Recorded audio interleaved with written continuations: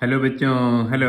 तो आज हम सीखेंगे इस छोटे से वीडियो लेक्चर में फिजिक्स क्या है। फिजिक्स यानी भौतिक विज्ञान किसे कहते हैं, कैसे समझते हैं, इसकी अंडरस्टैंडिंग को कैसे डेवलप करते हैं, समझते हैं। फिजिक्स का मतलब है फिजिक्स। फिजिक्स क्या है? एक स्टूडेंट सोच रहा है, अपने मन में विचार कर रहा है, सोच रहा है कि फिजिक्स है क्या, किसे फिजिक्स कहते हैं, फिजिक्स की अंडरस्टैंडिंग कैसे डेवलप करते हैं। फिजिक्स का मतलब है नेचुरल साइंस।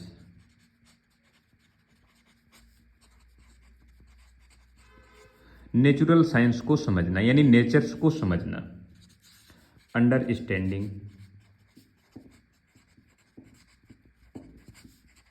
Of nature.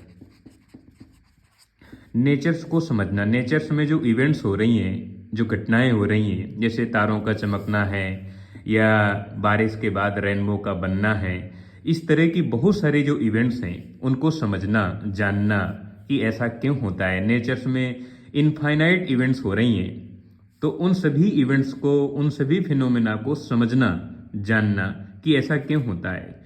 जो लोग ऐसे फिनोमेना को समझते हैं या समझाते हैं उनको हम साइंटिस्ट कहते हैं। जैसे अल्बर्ट आइंस्टीन है, न्यूटन है, गैलीलियो है, या हेनरी फोर्ड है, जोसेफ हेनरी है, माइकल फेराडे, ऐसे बहुत सारे साइंटिस्ट, चंद्रशेखर वैकेंट रमन है, जगदीश चंद्र बोस है, ऐसे बहुत सारे साइंटिस्ट, बहुत सारे लोग, वो लोग जो नेचर्स में होने वाले फिनोमेना को समझाते हैं, बताते हैं कि तारे इसलिए चमकते हैं, टिमटिमाते हैं, और कोई भी ऑब्जेक्ट है, एप्पल है, इसलिए वर्टिकल डाउनवर्ड नीचे की ओर गिरता है। तो इस तरह की जो अनेक और वंडरफुल इवेंट्स हो रही हैं, फिनोमेना हो रही हैं नेचर्स में, उनको जानना, समझना कि ऐसा क्यों हो रहा है, उसी को हम फिजिक्स कहते हैं। फिजिक्स का मतलब है नेचर्स को समझना, नेचर्स की अंडरस्टैंडिंग करना, नेचर्स के रूल्स को समझना, अंडरस्टैंडिंग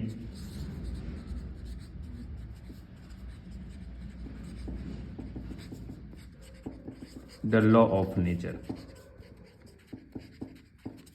नेचर्स के लॉ को समझना, इसके कंसेप्ट को समझना, ऐसा क्यों होता है। अब फिजिक्स का मतलब होता है ग्रीक लैंग्वेज में, इंग्लिश लैंग्वेज में फिजिक्स को इस तरह से लिखते हैं, ग्रीक वर्ड में फिजिक्स को लिखते हैं PHUSIS, इस तरह से लिखते हैं, या एच को इस तरह से लिख सकते हैं फाई सिग्मा आई सिग्मा, इस तरह से लिख सकते हैं। इसका मतलब होता है नेचर्स की अंडरस्टैंडिंग करना या नेचर्स को समझना। इन सब का मतलब होता है understanding the law of nature यानी फिनोमेना ऑफ नेचर्स, नेचर्स के फिनोमेना को समझना। अब फिजिक्स में दो तरह की वैरायटी होती हैं। एक तो होता है जो ओल्ड फिजिक्स है, उसका नाम हम रखते हैं क्लासिकल मैकेनिक्स, क्लासिकल फिजिक्स या क्लासिकल मैकेनिक्स कह दो। इसका दूसरा नाम हम न्यूटोनियन मैकेनिक्स कह सकते हैं, न्यूटोनियन मैकेनिक्स या फिजिक्स ये।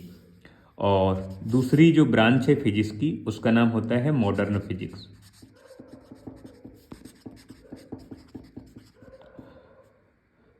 मॉडर्न फिजिक्स वो है जहां पर न्यूटन्स के जो लॉ हैं, न्यूटन्स की जो एप्लीकेशन है, वो फ्लॉप हो जाती हैं, फेल हो जाती हैं। तो उस ब्रांच को हम मॉडर्न फिजिक्स कहते हैं। मॉडर्न फिजिक्स के दो पैरामीटर हैं, दो चीज़ें हैं। एक तो है जहां पर आप बहुत हाई स्पीड का डिस्कशन करते हैं, उसे कहते हैं theory of relativity,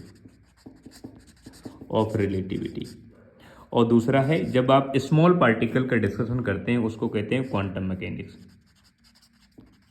quantum physics या मैकेनिक्स। ये ध्यान रखना है। यहाँ पर स्मॉल पार्टिकल का डिस्कशन करते हैं, जैसे फोटॉन है, और यहाँ पर हाई स्पीड का डिस्कशन करते हैं, जिस पार्टिकल की स्पीड लाइट की स्पीड के कंपेयर हो। वहां पर हम लोग थ्योरी ऑफ रिलेटिविटी को समझते हैं। जब आप स्मॉल पार्टिकल का डिस्कशन करते हैं, उसे क्वांटम फिजिक्स या क्वांटम मैकेनिक्स कहते हैं, जैसे फोटॉन है, इलेक्ट्रॉन है, न्यूक्लियर फिजिक्स है, एटॉमिक फिजिक्स है। तो क्लासिकल फिजिक्स वो है जहां पर न्यूटन्स की जो एप्लीकेशन है, न्यूटन्स के फार्मूले वैलिड होते हैं, उसे हम क्लासिकल मैकेनिक्स या न्यूटोनियन मैकेनिक्स के नाम से जानते हैं। ये 2-3 पैरामीटर पर बेस्ड है। पहली बात तो है कांस्टेंट एक्सेलरेशन। अगर एक्सेलरेशन की वैल्यू कांस्टेंट है तो न्यूटोनियन मैकेनिक्स यानी न्यूटन की फिजिक्स, न्यूटन्स की एप्लीकेशन वहां पर वैलिड हो जाएगी, यानी न्यूटन्स की फिजिक्स है कांस्टेंट एक्सेलरेशन के लिए वैलिड है। दूसरा है जब आप लार्ज पार्टिकल की बात करेंगे, लार्ज पार्टिकल, और दूसरी बात है, तीसरी बात है लो वेलोसिटी की, स्पीड की, जिसकी स्पीड लाइट की स्पीड के कंपेयर में बहुत कम हो, उस पर डिस्कशन